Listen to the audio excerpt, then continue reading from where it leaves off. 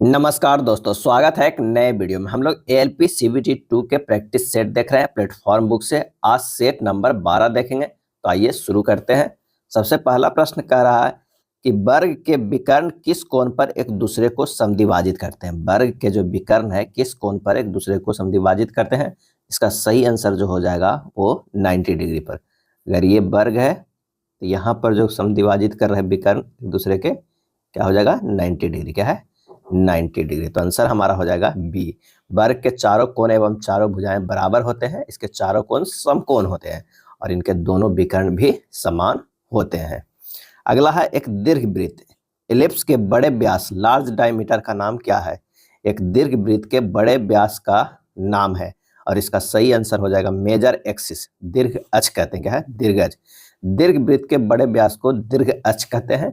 इसके छोटे व्यास को लघु अक्ष कहते हैं। दीर्घ अक्ष दीर्घवृत्त के शीर्षों के बीच वह अधिकतम दूरी जो नियत पर समकोण तथा दीर्घवृत्त के केंद्र से होकर गुजरती है। तो इसका आंसर हमारा जो हो जाएगा ए होगा। एक वस्तु के 3 दृश्यों में कुछ ऊर्ध्वाधर तथा अक्षीय सतह है। वस्तु में कितनी क्षैतिज सतह है। तो ये जो हो गया वो साइड व्यू। क्या है साइड व्यू हो गया।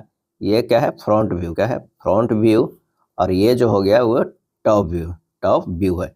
तो इन चित्रों में 3 क्षैतिज सतह एवं 4 ऊर्ध्वाधर सतह है। आंसर जो हमारा तीसरा का हो जाएगा वो डी हो जाएगा।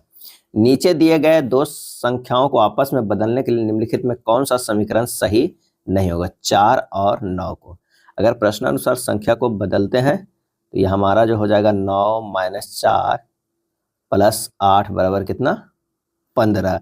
17 - 4 बराबर क्या हो जाएगा 15। ये हो जाएगा 13 = नोट 15। आंसर जो हमारा हो जाएगा वो बी हो जाएगा। क्या है बी हो जाएगा। कह रहा है कि दो संख्याओं के आपस में बदलने पर निम्नलिखित में कौन सा समीकरण सही नहीं होगा। 4 और 9 को जो है हमें बदलने पर कौन सा समीकरण जो है सही नहीं होगा। तो सिर्फ ये होगा आंसर होगा बी। आपको ऑप्शन से ही चेक करना होगा। अगला है कथन एवं निष्कर्ष का। क्या है अगला प्रश्न जो है कथन एवं निष्कर्ष का। कह रहा है कुछ टी जो है वो बाई है। अगर ये टी है तो ये हो जाएगा क्या है बाई। कुछ टी जो है वो बाई है। उसके बाद कह रहा है सभी बाई जो है वो जेड है। सभी बाई जो है वो क्या है वो जेड है। निष्कर्ष पे आते हैं। कुछ जेड जो है वो बाई नहीं है। कुछ जेड जो है वो बाई नहीं है, ये गलत है। और कुछ जेड जो है वो टी है, ये बिल्कुल सही है। आंसर हमारा जो हो जाएगा वो बी हो जाएगा। केवल निष्कर्ष सेकंड जो है वो अनुसरण करता है। अगला प्रश्न है कि निम्नलिखित में से कौन सी संख्या दी गई श्रृंखला में प्रश्न चिन्ह के स्थान पर आएगी। 16, 8, 24 खाली स्थान 36 है। तो 16 से 8 गया है, ये क्या किया है भाग 2 किया गया है। 8 से 24 ये गुना 3 किया गया है। अब क्या करेंगे 24 को फिर से भाग देंगे कितना, अगर 4 से देते हैं तो 6 आ जाता है। 6 × 24 6 और 6 को फिर 5 से गुना करेंगे 30। तो ये कॉन्सेप्ट नहीं आएगा। फिर से अगर भाग 2 करते हैं तो कितना आना चाहिए 12 आना चाहिए। अब 12 को फिर से अगर हम 3 से गुना करें तो 12 × 36 आ रहा है, यानी हमारा जो आंसर होगा वो 12 होगा। तो आंसर होगा डी। 8 शिक्षक जतिन, अभि, गोपाल, हिना, ईसा, रोहित, काजल और लीला जो है एक वृत्ताकार मेज के चारों ओर केंद्र की ओर जो है केंद्र से बाहर की ओर मुख करके बैठे हैं। यानी 8 लोगों को हमें बैठने का पहले जगह बना लेना होगा। अभी हिना के बाईं ओर से दूसरे स्थान पे बैठा हुआ है। अगर मान लिया कि यहाँ पर अभी बैठा हुआ है तो हो जाएगा क्या है हिना। ये हिना हो जाएगा क्योंकि सभी का मुख जो है केंद्र से बाहर की ओर है। रोहित हिना के दाईं ओर से तीसरे स्थान पे बैठे हुए हैं। रोहित जो है वो हिना के दाईं ओर से, तो यहाँ पर हो जाएगा कौन सा, तो ये हो जाएगा रोहित। क्या है रोहित। गोपाल जतिन के दाईं ओर से दूसरे स्थान पे बैठा हुआ है। तो गोपाल कहाँ पे हो जाएगा, तो यहाँ पर जो हो जाएगा गोपाल हो जाएगा। क्या है गोपाल हो जाएगा क्योंकि कह रहा है जतिन के दाईं ओर से दूसरे, तो यहाँ पर हमें जतिन देना होगा। गोपाल और जतिन देना होगा। उसके बाद कह रहा है कि रोहित जतिन के बाईं ओर से दूसरे स्थान पे बैठा हुआ है। रोहित जो है वो जतिन के बाईं ओर से दूसरे स्थान पे बैठा हुआ है। चलो काजल ईसा के बाईं ओर से तीसरे स्थान पे बैठा हुआ है। तो यहाँ पर हो जाएगा काजल और यहाँ पर हो जाएगा ईसा। अब जो बच गया वहाँ लीला जो है यहाँ पर हो जाए। अब कह रहा है कि अभी के ठीक दाईं ओर कौन बैठी है, तो इसका आंसर हो जाएगा गोपाल। क्या है गोपाल हो जाएगा। देखिए यहाँ पर ये, तो आंसर सी होगा। नेक्स्ट है समान रूप से ज्ञात तथ्यों पर ध्यान न देते हुए निम्नांकित कथनों को पढ़े और फिर दिए गए 4 विकल्पों में से उस वेन आरेख का चयन करें जो दिए गए कथनों को सही निरूपण जो है वो करता है। कुछ रिमोट आर जो है वो टावर है, यानी कुछ रिमोट आर जो है वो क्या है, टावर है, टावर है। उसके बाद कह रहा है कुछ टावर टी जो है सिग्नल एस है, यहाँ पर जो हो जाएगा वो एस है, तो आंसर हमारा जो हो जाएगा वो डी हो जाएगा। अगला प्रश्न है कि 3 प्रतिरोधक ए, बी एवं सी जिसका प्रतिरोध क्रमशः आर, 3R एवं 6R है चित्रानुसार प्रदर्शित है। यदि कुछ विभवांतर नेटवर्क में आरोपित किया जाता है तो प्रतिरोधक ए, बी एवं सी में कुछ ऊष्मीय शक्ति निम्न अनुपात में होगा। यहाँ पर जो है फिगर मिसप्रिंट है, प्रश्नानुसार इस तरह का फिगर होगा। अगर 6R से I जा रहा है, R से क्या हो जाएगा, I1 हो जाएगा, और 3R से जो होगा वो I2 होगा, क्या है, I2 होगा। अगर हमें धारा I1 निकालना है तो करंट डिवाइडेड रूल लगा देते हैं, ये हो जाएगा 3R बटा R प्लस 3R इंटू क्या हो जाएगा, I हो जाएगा। इसी तरह अगर I2 निकालेंगे तो ये हो जाएगा R बटा R plus 3R into I होगा। इसे सोल्व करेंगे तो ये हो जाएगा 3RI बटा 4R, R कट जाएगा, 3I बटा 4 हो जाएगा। इसे सोल्व करेंगे तो ये हो जाएगा कितना, R बटा 4R, R कट जाएगा, I बटा 4 आएगा, तो हमें I1 I2 निकल गया। अब उसमें शक्ति का अनुपात निकालना है। तीनों में अगर मान लिया कि इसे मान लेते हैं A, इसे B मान लेते हैं और इसे C मान लेते हैं। A अनुपात B अनुपात C का उसमें मान जो होगा I1 के स्क्वायर इंटू R अनुपात हो जाएगा I2 के स्क्वायर इंटू क्या हो जाएगा 3R अनुपात हो जाएगा I स्क्वायर इंटू 6R हो जाएगा। I1 कितना है तो 3I बटा 4 गुना R है, अनुपात हो जाएगा I2 कितना है, I बटा 4 गुना 3R अनुपात जो है I स्क्वायर 6R, क्या है, I स्क्वायर 6R। यहाँ पर ये सब जो स्क्वायर में तो क्या है, इसको स्क्वायर कर लीजिए, ये स्क्वायर में है। अब इसे सोल्व कर देंगे, ये हो जाएगा 3 तिया 9 I स्क्वायर R बटा 16 हो जाएगा, अनुपात हो जाएगा 3I स्क्वायर बटा 16 अनुपात 6I स्क्वायर हो जाएगा। ये R भी होगा, R होगा, R को हम खत्म कर देते हैं तो ये हमारा जो होगा कितना 9 बटा 16 अनुपात 3 बटा 16 अनुपात 6। जब इसे सॉल्व करेंगे तो ये हो जाएगा 3 अनुपात 1 अनुपात जो है वो 32 हो जाएगा। तो आंसर जो हमारा कौन सा हो जाएगा, सी, क्या है, आंसर सी हो जाएगा। अगला है विद्युत क्षेत्र के किसी बिंदु पर विभव V वोल्ट, उस बिंदु पर स्थित Q कूलाम आवेश की स्थिति ऊर्जा क्या होगी। इसका सही आंसर जो हो जाएगा वो बी हो जाएगा, Q इंटू V होगा, क्या है, Q इंटू V होगा।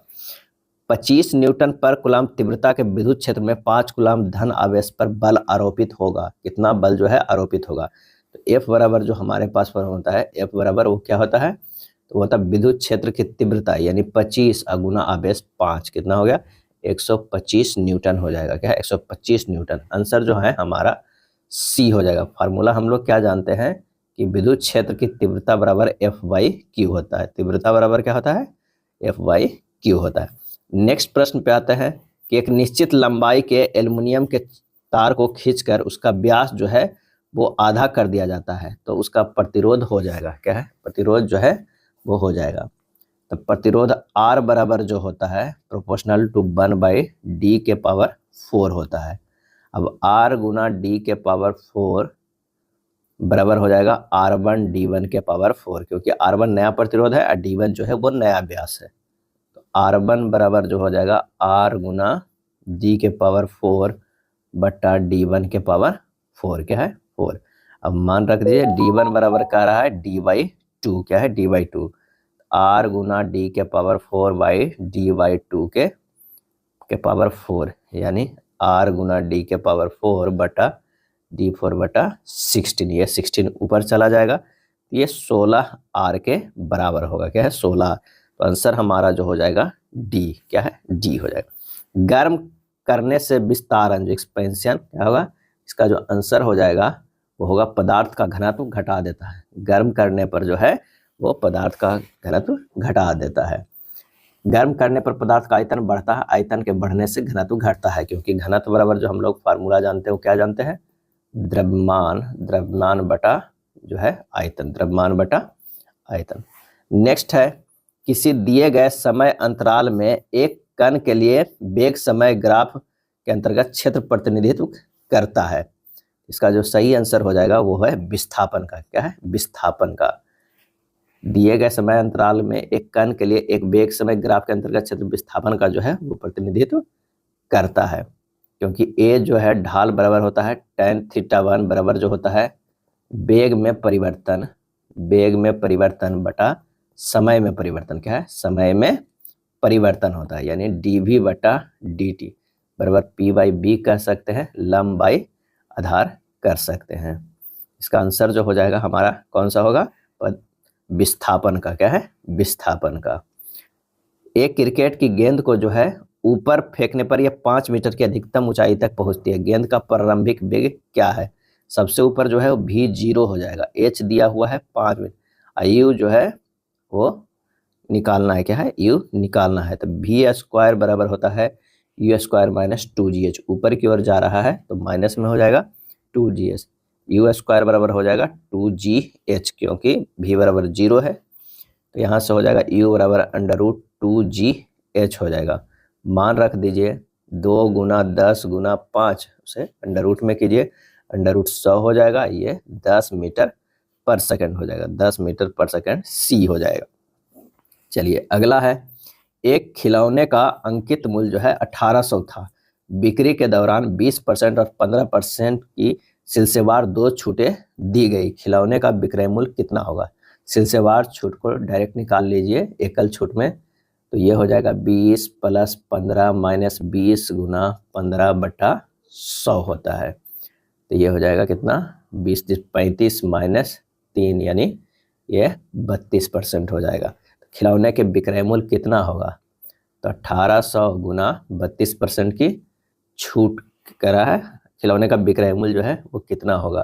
तो छूट दिया गया है तो 100 में से घटा दीजिए 32 बटा 100, यानी 1800 गुना 68 बटा 100, 2 शून्य से 2 शून्य कट गया, इसे गुना कीजिएगा 1224 आ जाएगा। आंसर हमारा जो होगा वो बी आएगा। कुछ वस्तुओं को उनके लागत मूल्य से 25% ऊपर अंकित किया गया था। इस तरह की वस्तुओं में से एक को अंकित मूल्य पर 20% लाभ लेकर बेचा गया और एक दूसरी वस्तु को अंकित मूल्य पर 10% की हानि लेकर बेचा गया। कुल प्रतिशत लाभ हमें ज्ञात करना है। माना कि वस्तु का जो है वो क्रय मूल्य 100 रुपया है। क्या है? क्रय मूल्य 100 रुपया है। अंकित मूल्य कितना किया गया है? अंकित मूल्य जो है 125 किया गया। अब दो वस्तुओं का क्रय मूल्य कितना हो गया? 200 रुपया हो गया। अब दो वस्तुओं को विक्रय मूल्य निकालना है, तो एक 125 कीमत था और उसको जो है 120% पे बेचा गया, यानी 20% लाभ पर बेचा गया, तो 120 बटा 100 होगा। एक का जो 125 था उसको 10% हानि पर यानी 90% पे बेचा गया, तो ये 100 हो गए। अब इसे जब कैलकुलेट करेंगे तो ये 150 आएगा, ये 112.5 आएगा, यानी 262.5। ये हो गया विक्रय मूल्य और ये हो गया क्रय मूल्य। तो लाभ कितना हो गया? तो लाभ हो गया 262.5 माइनस 200 और 62.5 हो जाएगा। लाभ प्रतिशत की बात करते हैं तो 62.5 बटा 200 गुना 100 और 31.25% हो जाएगा। क्या है? आंसर जो हमारा होगा वो डी होगा। क्या है? डी होगा। यदि एक लंब वृत्तीय शंकु की त्रिज्या 20% कम कर दी जाए और इसकी ऊंचाई 60% बढ़ा दी जाए तो इसके आयतन पर क्या प्रभाव जो है पड़ेगा? त्रिज्या में कमी से शंकु के आयतन में कमी क्या हो जाएगा? तो 20% और 60% का जो है कह रहा है कि लंब वृत्त से त्रिज्या 20% कम कर दिया और इसकी ऊंचाई 60% बढ़ा दी जाए तो इसको आयतन में क्या प्रभाव होगा? तो त्रिज्या में कमी से शंकु का आयतन में कमी जो होगा 20 + 20 माइनस 20 गुना 20 बटा 100 बराबर कितना हो जाएगा? 36%। और ऊंचाई में अगर 60% की वृद्धि में आयतन में क्या वृद्धि होगा? तो 60 माइनस ये जो 36% है वो 36 माइनस 60 गुना 36 बटा 100 कितना हो जाएगा? 24 माइनस 21.60, ये 2.40 आएगा। क्या है? 2.40। यानी आंसर जो हमारा होगा वो डी होगा। क्या है? डी होगा। लंब वृत्तीय शंकु का आयतन क्या होता है? तो v बराबर जो होता है 1/3 पाई r²। यहाँ पर r जो है स्क्वायर है तो ये किया गया है, उसके बाद h को मिलाया गया है तो यहाँ पर जो होगा पाई r² h इसी पे निकाला गया, तो आंसर हो जाएगा 2.4%। अगला प्रश्न है कि 1/2 भाग 5/8 का 3/4 माइनस 3/4 भाग 4 पूर्णांक 1/2 माइनस रेकरिंग है दिया हुआ है और उसके बाद निकालना है मान क्या होगा। तो सबसे पहले तो हमें इसका हल करना होगा। जब आप इससे हल कीजिएगा तो ये हो जाएगा 37/99 और इसे हल करेंगे तो ये हो जाएगा 41 माइनस 4 बटा कितना हो जाएगा 90, क्या है 90 हो जाएगा। अब इसी को हल करते हैं तो ये हो जाएगा कितना 1/2 भाग 15/32 माइनस 3/4 गुना 2/9 माइनस 37 बटा क्या हो जाएगा 99। अब भाग हो जाएगा 41 माइनस 4/90 का जो हो जाएगा 11/30 है। इसी तरह जब इसे सोल्व करेंगे तो हमारा आंसर जो हो जाएगा वो 17/30 आ जाएगा। क्या है 17/30 हो जाएगा। बोर्ड मास पे है, आप इसे हल कर लीजिएगा। चलिए अगला प्रश्न जो है करा एक निश्चित धनराशि समान वार्षिक साधारण ब्याज दर पर 3 वर्षों में जो है 10,755 और 6 वर्षों में 12,510 हो जाती है। 8500 पर पहले वाली ब्याज दर की दुगनी ब्याज दर पर 4.2/5 वर्षों में साधारण ब्याज जो होगा वो कितना होगा ये पूछ रहा है। 3 वर्षों में ब्याज क्या है 3 वर्षों में ब्याज जो हो जाएगा वो कितना हो जाएगा 12,510 में से घटा देंगे 10,755 आ जाएगा 1,755। क्या है 55। मूलधन बराबर हो जाएगा कितना 10,755 माइनस 1,755 ये हो जाएगा 9,000। क्या है 9,000। तो दर बराबर हो जाएगा ब्याज गुना 100 बटा मूलधन गुना समय, यानी 1,755 गुना 100 बटा 9,000 गुना 3 हो जाएगा। समय कितना तो ये हो जाएगा 6.5%। आप कह रहा नई जो दर है दुगनी हो जा रही है। 6.5 गुना 2 बराबर कितना 13% हो जाएगा। तो साधारण ब्याज निकालना है कितने पर 8500 पे। 8500 पर पहले वाली ब्याज की दुगनी यानी 13% और ये 520 2 22 बटा 100 गुना 5। बस इतने ही हमें सॉल्व करना। जब इसे सॉल्व करेंगे हमारा जो आंसर आ जाएगा 4862 आ जाएगा। क्या है 4862। आंसर हमारा होगा सी हो जाएगा। निम्न ठोस को दिए गए सम्मुख और पार्श्व दृश्य साइड व्यू को हमें पहचानना है, फ्रंट व्यू साइड व्यू। इसका जो सही आंसर जो हो जाएगा वो बी हो जाएगा। फ्रंट व्यू साइड व्यू और टॉप व्यू। दर्शाए गए ड्राइंग में प्रोजेक्शन एक ठोस गोले का है। गोले का पार्श्व दृश्य या सम्मुख दृश्य या ऊपरी दृश्य तीनों एक जैसे एक वृत्त के रूप में प्राप्त होती है। यदि कोई वर्ग HP के लंबता और VP के समानांतर है तो उसका जो है शीर्ष दृश्य वर्टेक्स व्यू TV जो हमारा कैसा होगा। इसका सही आंसर जो होगा एक रेखा होगा। क्या है एक रेखा होगा। अगला प्रश्न होगा ड्राइंग बोर्ड के वर्किंग एज को कहा जाता है और इसका सही आंसर हो जाएगा बी एबोनी। क्या है ebony. Ebony as per T² को चलाया जाता है। यह ड्राइंग बोर्ड के बाएं सिरे पर कठोर लकड़ी के पट्टी फिट की हुई होती है। ड्राइंग बोर्ड का प्रयोग ड्राइंग शीट को रखकर ड्राइंग कार्यों के लिए जो है वो किया जाता है। अगला प्रश्न है कि निम्नांकित 4 आकृतियों में से 3 में एक निश्चित प्रकार की समानता है और एक असंगत है। उस असंगत आकृति का चयन करिए। पहले ये डायगोनली एक डिवाइड कर दीजिए। यहाँ से ये कर देते हैं, यहाँ से ये कर देते हैं और यहाँ से इस तरह। अब यहाँ पर देख रहे हैं कि इधर भी 2 जो है 1 2 जो है अर्धचंद्राकार है। इधर भी 2 2 है डायगोनल। इधर भी और इधर भी। लेकिन यहाँ पर देखते हैं कि 1 2 3 एक तरफ 3 है एक तरफ 1 है। तो हमारा जो सबसे भिन्न है वो हमारा हो जाएगा बी हो जाएगा। दिए गए 4 शब्दों में 3 में एक निश्चित प्रकार की समानता है और 1 में भिन्न है। उस भिन्न विकल्प का जो है वो चयन करें। गला नाक कान आँख। और इसका सही आंसर जो हो जाएगा ए हो जाएगा गला। गला का छोड़कर अन्य सभी शरीर की ज्ञानेंद्रियां हैं। प्रश्नवाचक चिन्ह के स्थान पर कौन सी संख्या आएगा हमें ये देखना है। तो यहाँ है 45 से 47 गया है +2 किया गया। 47 से 50 +3 किया गया है और 50 से अगर मान लिया कि +5 करेंगे तो 55 आएगा। 55 से +5 करेंगे तो 62 होगा। तो यानी हमें जो आंसर आ जाएगा वो 55 हो जाएगा। क्या है 55 हो जाएगा। वह विकल्प चुने जो निम्न श्रृंखला में प्रश्न चिन्ह को प्रतिस्थापित कर सकता है। तो 6 से 11 गया तो 6 गुना 2 6 दूनी 12 में से 1 घटा देंगे तो 11 हो जाएगा। 11 गुना 2 करेंगे तो कितना हो जाएगा 22। उसमें से 11 जोड़ेंगे तो आ जाएगा 33। 33 को अगर गुना कर देते हैं 2 तो 33 दूना 66 माइनस 1 करेंगे तो 65 आ जा रहा है। 65 गुना 2 करेंगे तो कितना हो जाएगा, 120 130 हो जाएगा। 30 में से जो है 11 जोड़ देंगे तो कितना हो जाएगा, 141। यानी अगला प्रोसेस फिर गुना 2 माइनस 1 करेंगे, ये हो जाएगा 281। क्या है, 141 गुना 2 माइनस 1 बराबर करेंगे तो ये हो जाएगा 281। आंसर हमारा जो होगा सी हो जाएगा। दिए गए 4 शब्दों में 3 में एक निश्चित प्रकार की समानता है, एक असंगत है। असंगत विकल्प का चयन करें। विरोधाभास, प्रमाणित, पहेली, रहस्यमय। और इसका सही आंसर जो हो जाएगा वो 28 के बी हो जाएगा। किसी धात्विक तार की प्रतिरोधकता रो है। धात्विक तार की लंबाई को 2 गुना कर देने पर नई प्रतिरोधकता जो है वो क्या हो जाएगा। तो रो बराबर जो होता है आर गुना ए बटा एल होता है। इसका जो सही आंसर जो हो जाएगा वो क्या हो जाएगा, 29 के जो है वो डी हो जाएगा। क्यों डी हो जाएगा, किसी धात्विक तार की प्रतिरोधकता रो है, धात्विक तार की लंबाई को 2 गुना कर देने पर नई प्रतिरोधकता भी रो भी होगी। विशिष्ट प्रतिरोधकता धात्विक तार के विमाओं जैसे लंबाई, क्षेत्रफल, आयतन आदि पर निर्भर नहीं करता, यह केवल पदार्थ की प्रकृति एवं तापमान पर निर्भर करता है। यह ध्यान रखिएगा, फार्मूला पर हमें नहीं जाना है। क्या है, यह केवल पदार्थ की प्रकृति एवं तापमान पर निर्भर करता है। अगला है, किसी वेग पर चलती हुई एक ट्रेन से एक व्यक्ति प्लेटफॉर्म पर एक गेंद को गिराता है। प्लेटफॉर्म पर खड़ा एक प्रेक्षक द्वारा देखा गया गेंद का मार्ग जो है वो कैसा होगा, तो एक परवलय होगा। क्या होगा, परवलय होगा।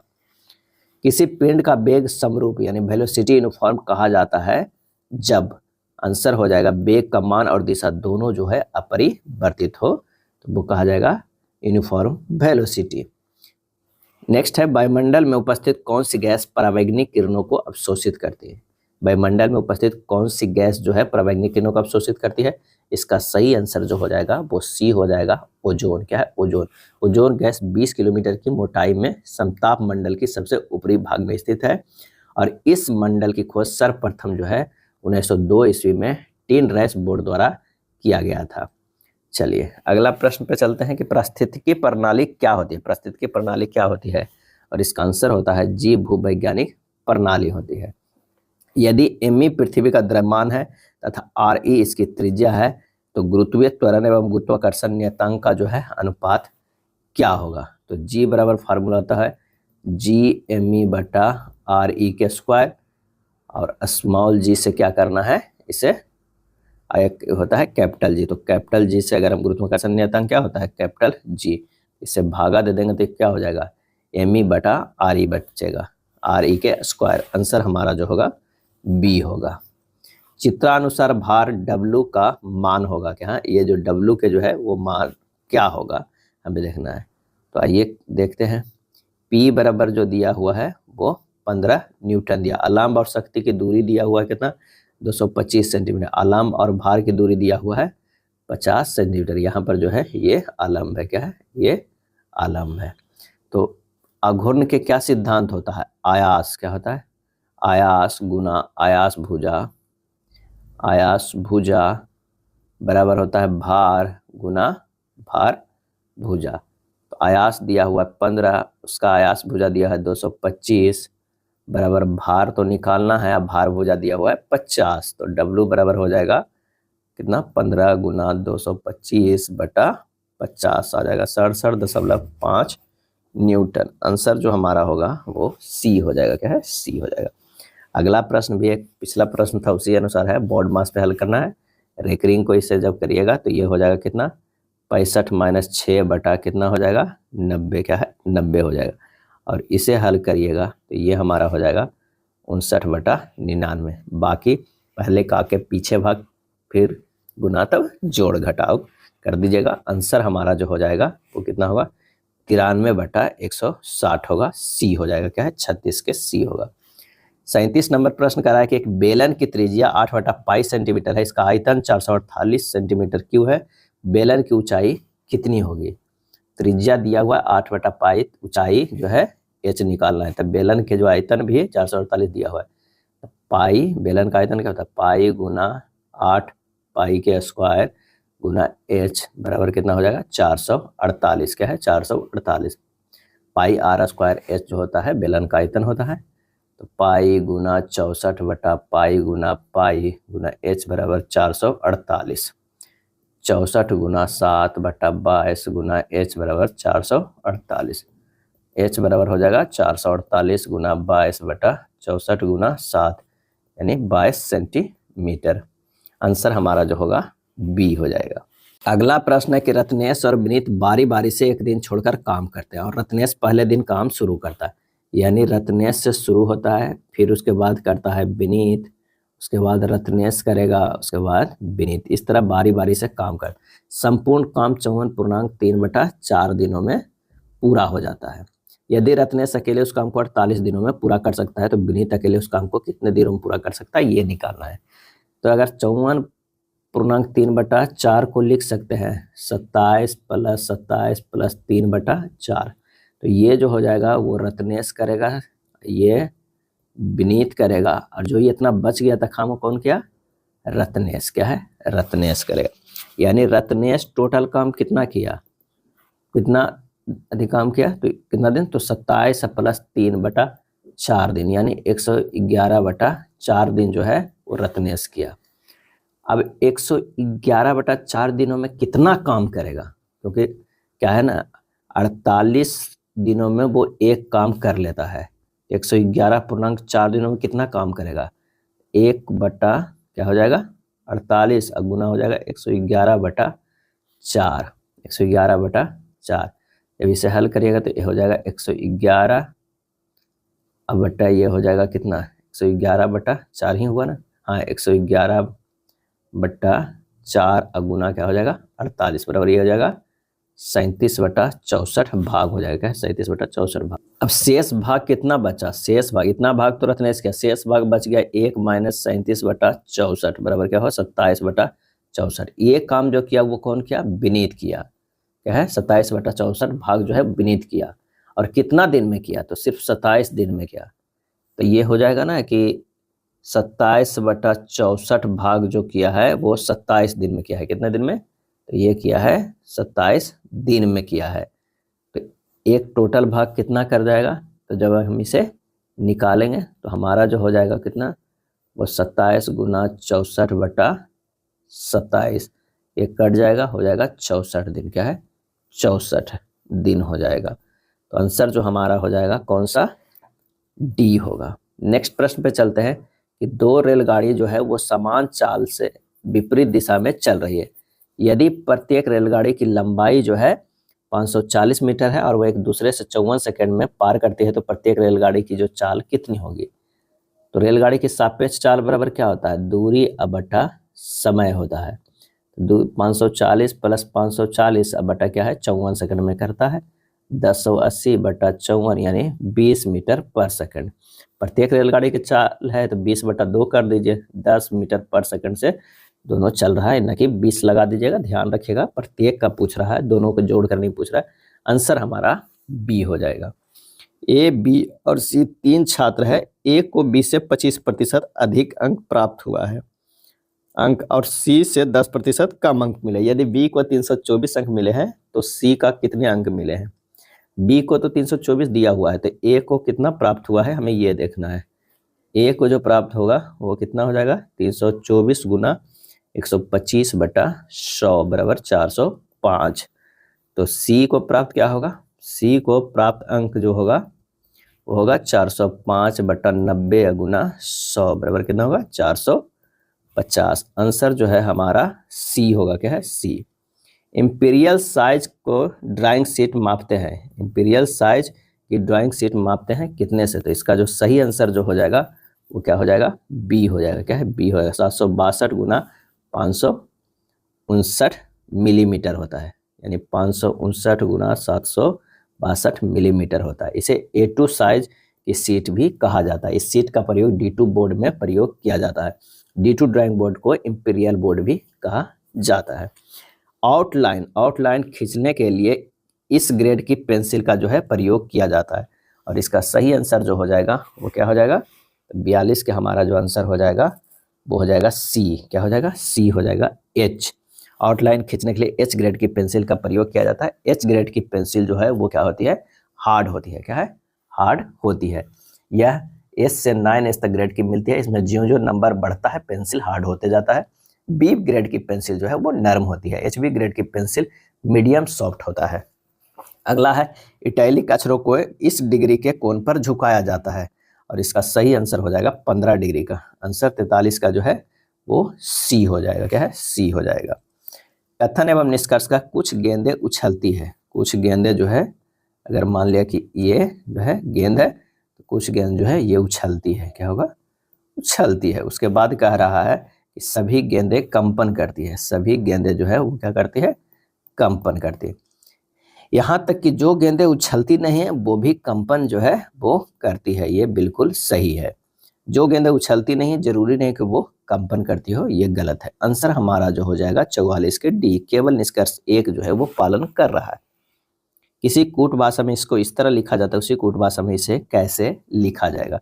यहाँ पर MUFASA है, इसे लिखा गया है किसमें? UMAFAS लिखा गया है। तो यहाँ से देखते हैं कि M को क्या किया गया है, यहाँ U को यहाँ, F को यहाँ, S को इस तरह। तो हमें लिखना है SONNET। यहाँ S होगा, O होगा, यहाँ N होगा, N होगा, यहाँ T होगा, यहाँ E होगा। आंसर जो हमारा आ जाएगा वो A होगा। क्या है? A होगा। विषम को चुनना है। विषम इनमें से कौन सा है? तो 46 का जो है वो B हो जाएगा। पेन। क्या है? पेन जो है विषम हो जाएगा। उस विकल्प का चयन करें जिसका तीसरे पद के साथ वही संबंध है जो दूसरे पद को पहले पद से है। गुजरात के राजधानी गांधीनगर और हरियाणा की राजधानी जो होगा वो चंडीगढ़ होगा। ए होगा। मेन को 9, वुमेन को 25, तो चिल्ड्रेन को क्या लिखा जाएगा? मेन में कितने अक्षर है? 3 अक्षर है। 3 के स्क्वायर कर दिया गया है, 3 3 9। वुमेन में कितना है? 5 है, उसको स्क्वायर कर देंगे। इसमें क्या है? 8 है, तो 8 को कर देंगे तो ये 64 आ जाएगा। आंसर हमारा जो है वो डी हो जाएगा। मुक्त रूप से गिरने के दौरान पिंड किस स्थिति में होता है? किस स्थिति में होता है ये बताना है। तो होगा भारहीनता में होता है। क्या है? भारहीनता होता है जब वो मुक्त रूप से गिर रहा हो। न्यूटन के शीतलन नियम का पूर्ण पालन होता है जब वस्तु एवं वातावरण के बीच तापांतर है। तो इसका जो सही आंसर जो हो जाएगा वो 10 डिग्री से कम है। तो न्यूटन के शीतलन नियम जो है पूर्ण रूप से पालन होगा। क्या है? पूर्ण रूप से पालन होगा। यदि एक वस्तु का ताप 140 डिग्री फ़ारेनहाइट है तो इसका ताप सेंटीग्रेड में क्या होगा? तो बस फार्मूला इसमें लगा देना है। C/5 बराबर F माइनस 32/9। तो C/5 बराबर F दिया हुआ 140 माइनस 32/9। हल कीजिएगा, C बराबर जो आएगा 60 डिग्री आएगा। क्या है? डी होगा। किसी चलती हुई बस से उतरने वाला कोई यात्री बस की गति की दिशा में गिरता है। यह उदाहरण निम्न में से किसके लिए है? तो ये जो है गति का जड़त्व से। क्या है? गति का जड़त्व का उदाहरण। ऐसा इसलिए होता है क्योंकि मैदान को स्पर्श करने के बाद उसके पैर विराम अवस्था में आ जाते हैं और उसका बाकी का शरीर गति के जड़त्व के कारण गतिमान अवस्था में रहता है। न्यूटन का प्रथम गति नियम जड़त्व से संबंधित है। निम्न विभवांतर की प्रत्यावर्ती धारा को उच्च विभवांतर की प्रत्यावर्ती धारा में बदलने के लिए प्रयुक्त होता है, तो वो होता है ऊंचाई ट्रांसफर। क्या है? ऊंचाई ट्रांसफर जो होता है निम्न विभवांतर के प्रत्यावर्ती धारा को उच्च विभवांतर की प्रत्यावर्ती धारा में बदलने के लिए जो होता है वो ऊंचाई ट्रांसफर होता है। यानी इसे बोलते हैं स्टेप अप ट्रांसफार्मर। क्या है? Step up transformer. किसी एक समान वृत्तीय गति में वेग सदिश एवं त्वरण सदिश इस रूप से संबंधित होते हैं, तो वो होता है एक दूसरे पर लंबता। क्या होता है? एक दूसरे पर जो है वो लंबता होते हैं। समान आयतन तथा द्रव्यमान के 2 बर्तन H गहराई तक जल में डुबोए जाते हैं।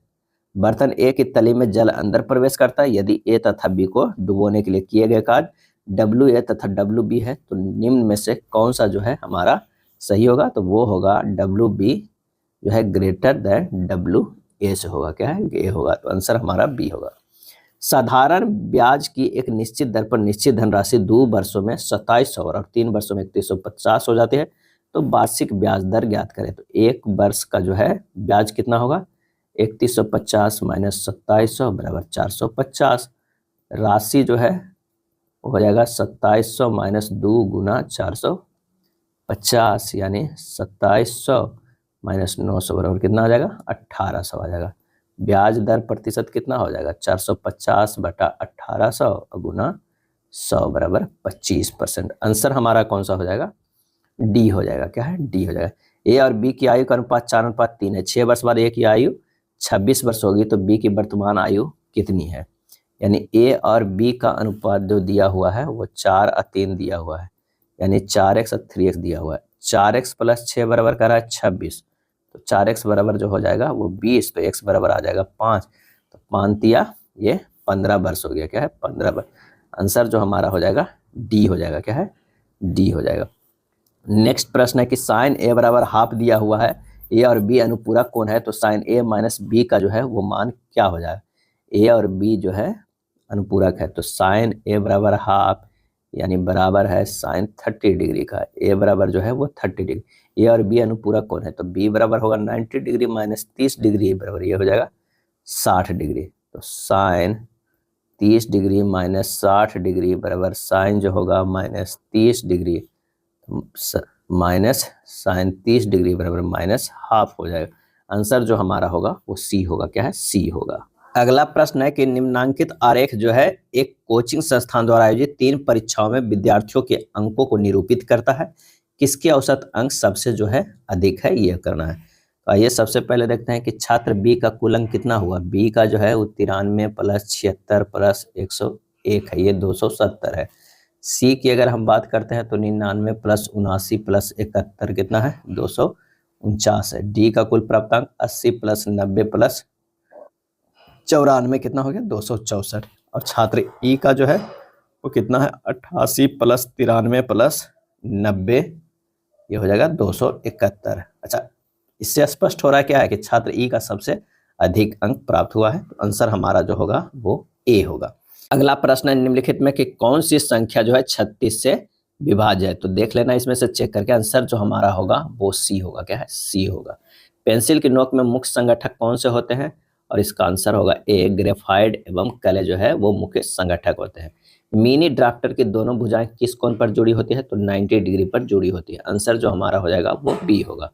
कौन सा समूह सेट स्क्वायर में नहीं है? कौन सा जो है सेट स्क्वायर में नहीं है? तो ये हमारा जो हो जाएगा ए, क्योंकि सेट स्क्वायर जो होता है 45 45 90 का होता है या 30 60 90 का होता है। तो हमारा जो आंसर होगा वो कौन सा होगा? ए होगा। क्या है? ए होगा। या फिर हमारा जो होता है एक ऐसा कौन होता है जिसमें 15 डिग्री के पे डिविजिबल हो, जैसे 15 30 45 60 90 180। नेक्स्ट है एक कथन और उसके 2 जो है निष्कर्ष दिए गए हैं। उन निष्कर्षों को चुने जो तार्किक रूप से सबसे उपयुक्त है। स्कूल में ठीक से व्यवहार न करने वाला छात्र अपना और स्कूल का नाम बदनाम करता है। निष्कर्ष, ऐसे छात्र को स्कूल से निकाल देना चाहिए। कड़ा अनुशासन छात्रों के व्यवहार को नहीं सुधार सकता है। और इसका सही आंसर हो जाएगा बी, ये दोनों जो है उपयुक्त नहीं है। ये दोनों उपयुक्त नहीं है। दिए गए चित्र में सीधी रेखाओं की संख्या जो है वो कितनी है? तो सीधी रेखाओं को जो है वो संख्या हमें काउंट करना है। जब आप काउंट कीजिएगा तो 1 है, 2 है, 3 है, 4 है, 5 है, 6 है, 7 है, 8 है, 9 है। आंसर जो हमारा हो जाएगा वो सी हो जाएगा। क्या है? सी हो जाएगा। नेक्स्ट प्रश्न पे चलते हैं। सभी फूल जो है वो गुच्छे हैं। अगर मान लिया कि ये फूल है, ये फूल है, तो सभी फूल क्या है? गुच्छे हैं, ये हो जाएंगे गुच्छे। उसके बाद कह रहा है कि कोई गुच्छे छड़ी नहीं है, ये जो है वो छड़ी हो जाएगा। क्या है? छड़ी हो जाएगा। उसके बाद कह रहा है सभी छड़ी बैन है, सभी छड़ी जो है ये हो जाएगा सभी छड़ी बैन है। तो हमारा ये हो जाएगा बैन। इसे तो कुछ गुच्छे फूल है, सही है। सभी गुच्छे फूल हैं, गलत है। कुछ छड़ी गुच्छे हैं, ये भी गलत है।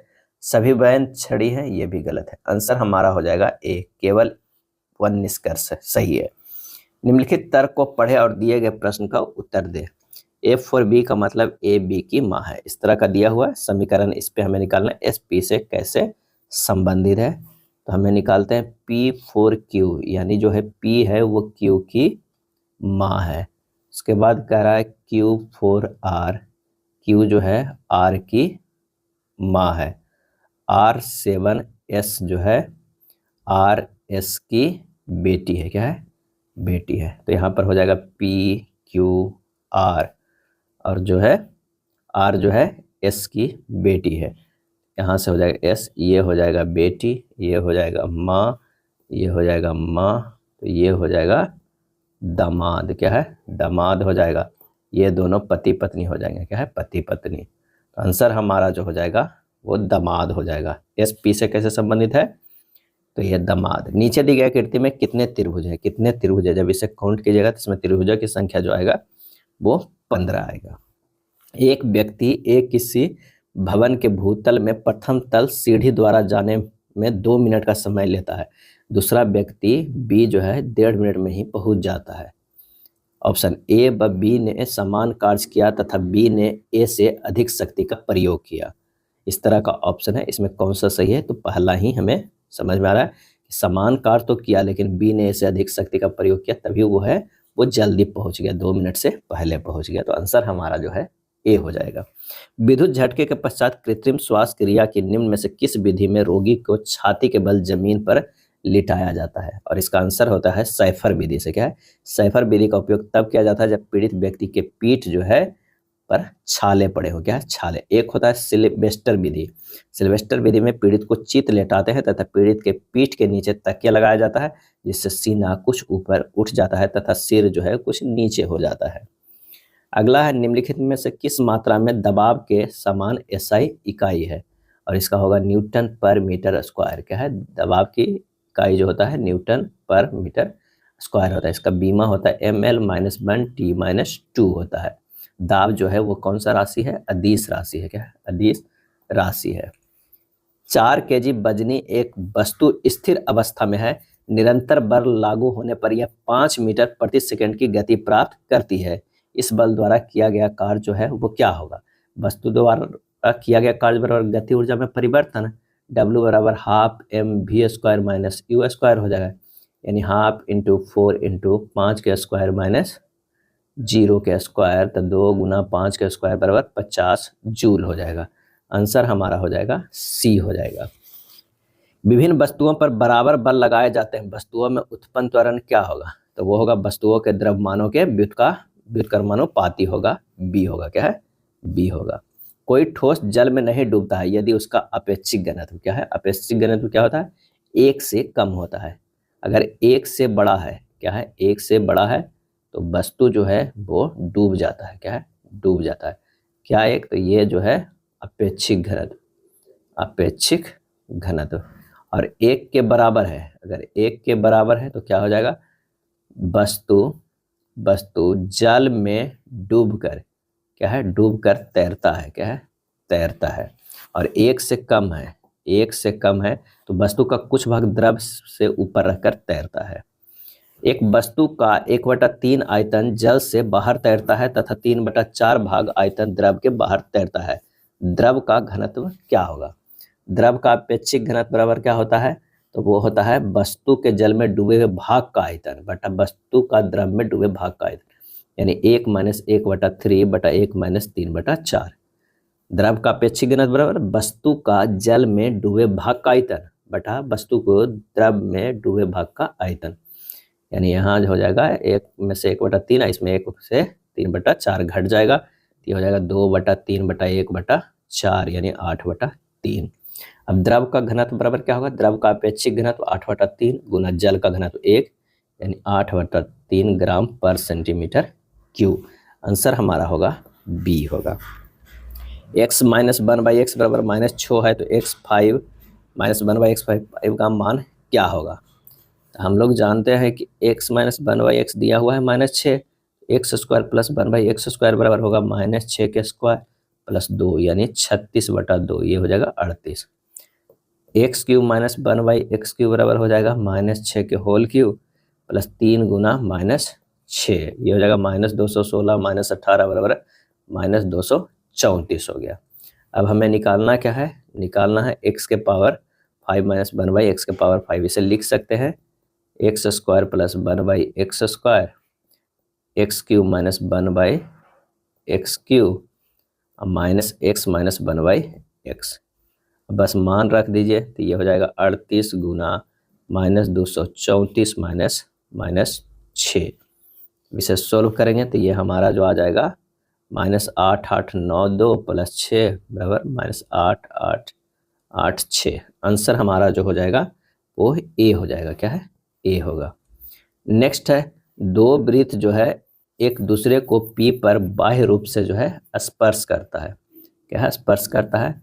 ए बी दो वृत्तों के उभयनिष्ठ जो है अनुस्पर्श रेखा है। यदि ए और बी संपर्क बिंदु है और कोण बी ए बी बराबर 65 डिग्री है तो कोण ए बी पी क्या होगा? तो सबसे पहले हमें क्या है, फिगर ड्रा करते हैं। ये दो जो है हमारे पास क्या है, वृत्त है जो एक दूसरे को क्या कर रहा है, स्पर्श कर रहा है। क्या है? दूसरे को यहाँ पर स्पर्श कर रहे हैं और यहाँ से इस तरह है, ये जो है ए है और ये बी है और ये पी जो यहाँ पर है वो 90 डिग्री है।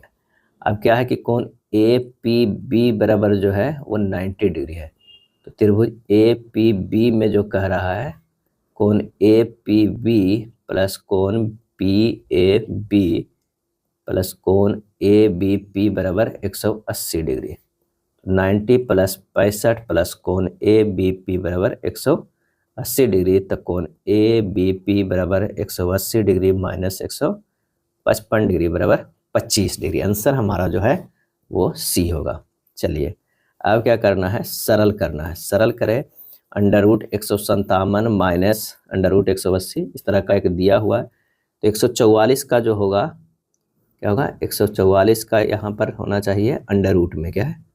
तभी हमारा ये सही है। 144 का जो होगा ये 12 हो जाएगा। क्या है? 12। अब 109 अब प्लस 12 जुड़ जाएगा तो ये बन जाएगा 121। इसको अंडर रूट जब करेंगे तो ये हमारा जो हो जाएगा 11। 11 जो है 180 माइनस 11 जाएगा तो होगा 169। इसको जब अंडर रूट करेंगे तो ये हो जाएगा 13 और 157 में से 13 घट जाएगा, आ जाएगा 144। जब इसे अंडर रूट करेंगे तो ये आ जाएगा 12। आंसर हमारा जो है वो 12 है। काफ़ी मिस प्रिंट दिया हुआ है इस बुक में, ध्यान रखिएगा। आंसर हो जाएगा हमारा सी।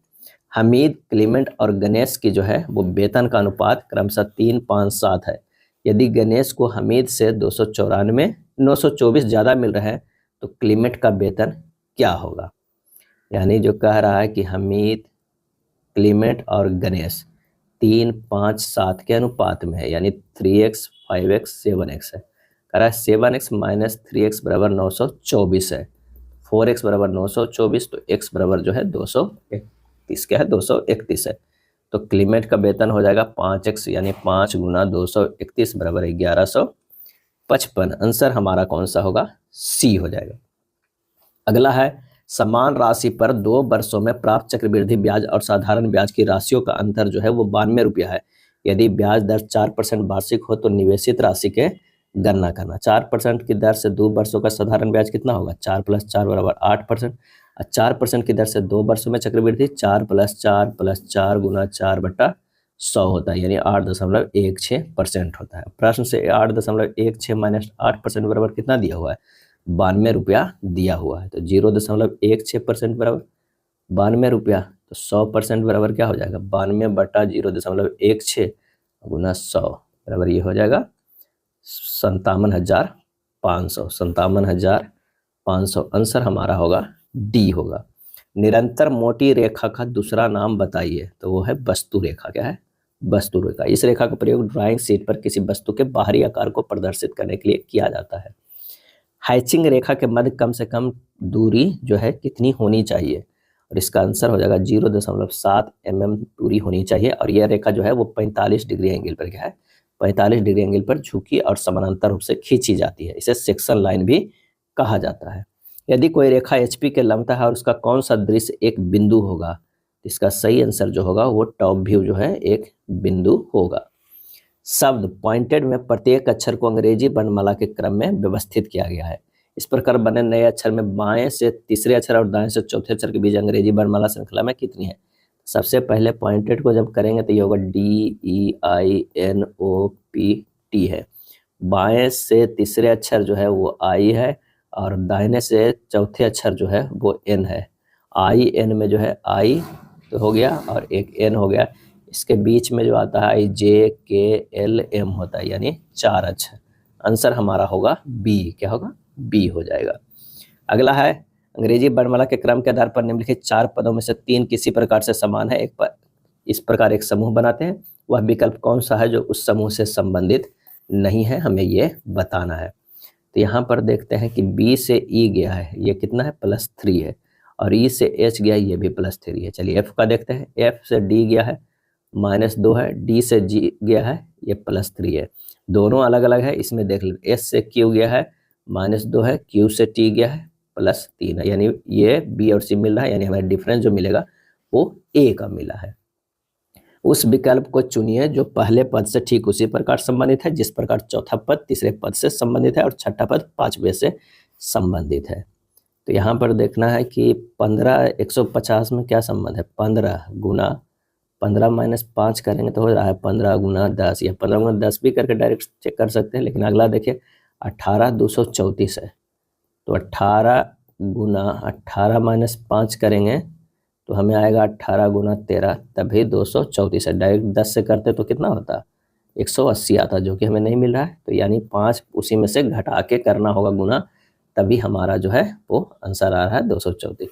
तो 7 है, और 7 गुना क्या होगा, 7 में से 5 घटेगा, 7 गुना 2 14, आंसर होगा बी होगा। एक निश्चित कूट भाषा में ए प्लस बी का अर्थ है ए बी की माँ है, यानी ब्लड रिलेशन का जो है वो प्रश्न है।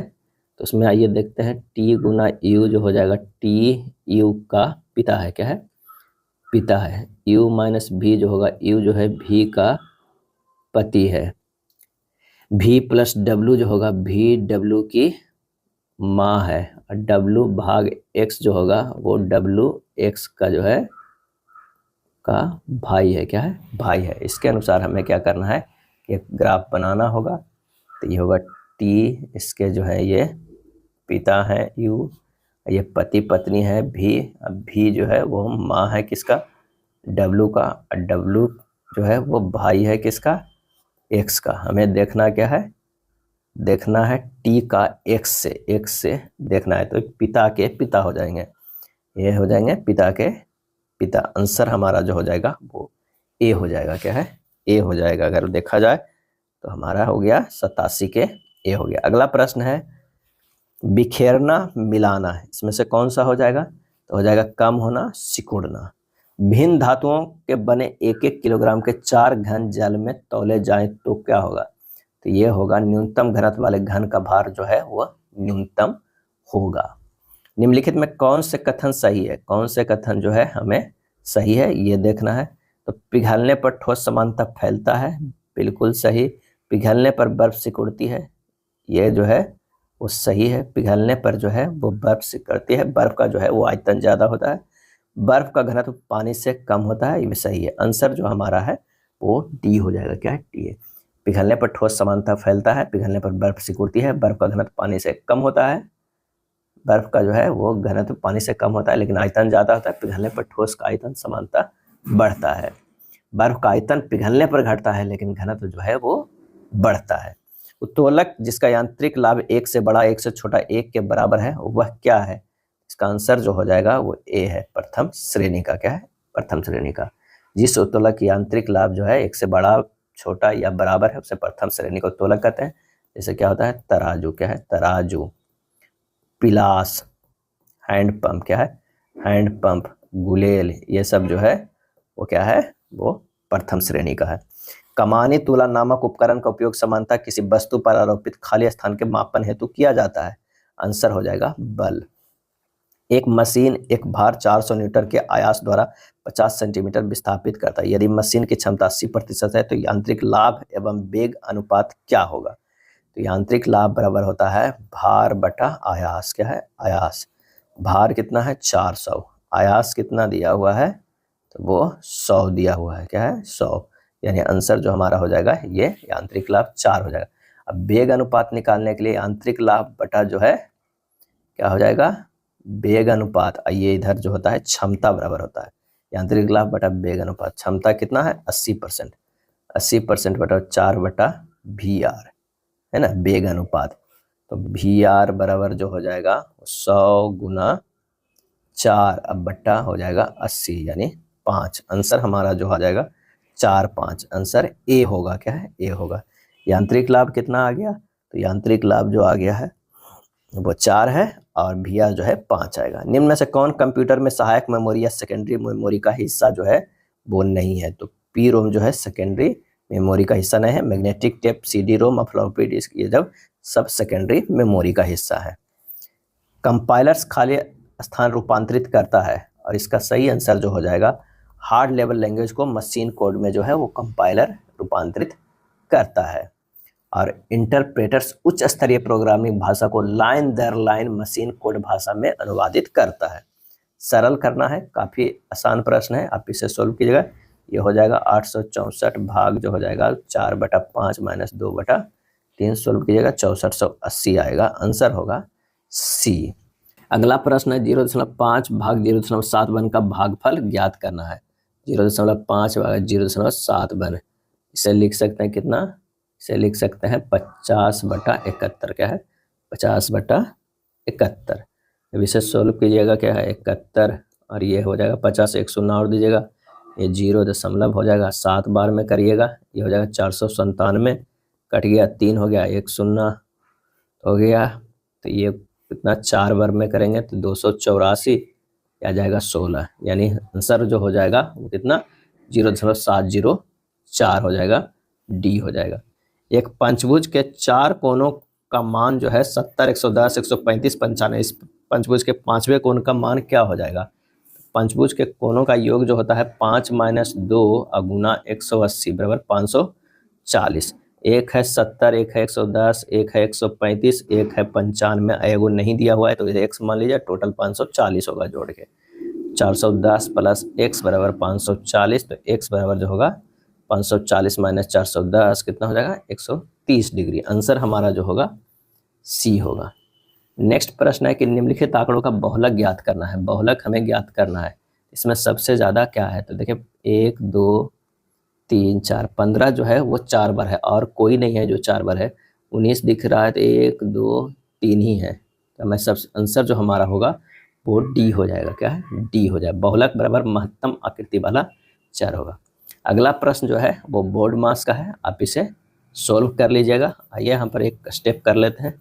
ये हमारा जो हो जाएगा 35.7 माइनस ये होगा 3 + 1 गुना 3/10 माइनस 2 + 2/5। अब इसे सोल्व कीजिएगा, आ जाएगा आंसर 30। आंसर हमारा जो होगा वो बी होगा। यह था प्रैक्टिस सेट नंबर 12। वीडियो अच्छा लगे तो लाइक एंड शेयर कर दीजिएगा। धन्यवाद।